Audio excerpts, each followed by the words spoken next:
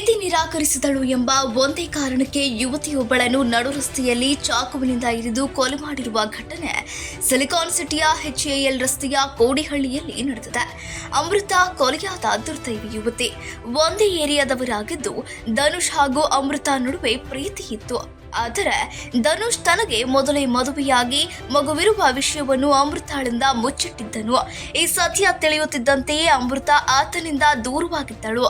ಇದರಿಂದ ಆಕ್ರೋಶಗೊಂಡ ಧನುಷ್ ತಮ್ಮ ಸೂರ್ಯ ಅಣ್ಣನ ಪ್ರೀತಿ ನಿರಾಕರಿಸಿದವಳನ್ನು ಬಿಡುವುದಿಲ್ಲ ಎಂದು ಜುಲೈ 13ರ ಸಂಜೆ ಅಮೃತ ಮನೆಯ ಬಳಿ ಬಂದು ಗಲಾಟೆ ಮಾಡಿದ್ದಾನೆ. ವಿಕೋಪಕ್ಕೆ ತಿರುಗಿದ ಗಲಾಟೆಯಲ್ಲಿ ಅಮೃತಾಳ ಬೆನ್ನು ಮತ್ತು ಎದೆಗೆ ಚಾಕುವಿನಿಂದ ಇರಿದು ಸೂರ್ಯ ಅಟ್ಟಹಾಸ ಮೆರೆದಿದ್ದಾನೆ. ತೀವ್ರ ರಕ್ತಸ್ರಾವದಿಂದ ಬಳಲುತ್ತಿದ್ದ ಯುವತಿ ಅಮೃತ ಜುಲೈ 15ರ ಸಂಜೆ ಆಸ್ಪತ್ರೆಯಲ್ಲಿ ಕೊನೆಯುಸಿರೆಳೆದಿದ್ದು ಮೃತದೇಹವನ್ನು CV ರಾಮನ್ ಆಸ್ಪತ್ರೆಗೆ ರವಾನಿಸಲಾಗಿದೆ.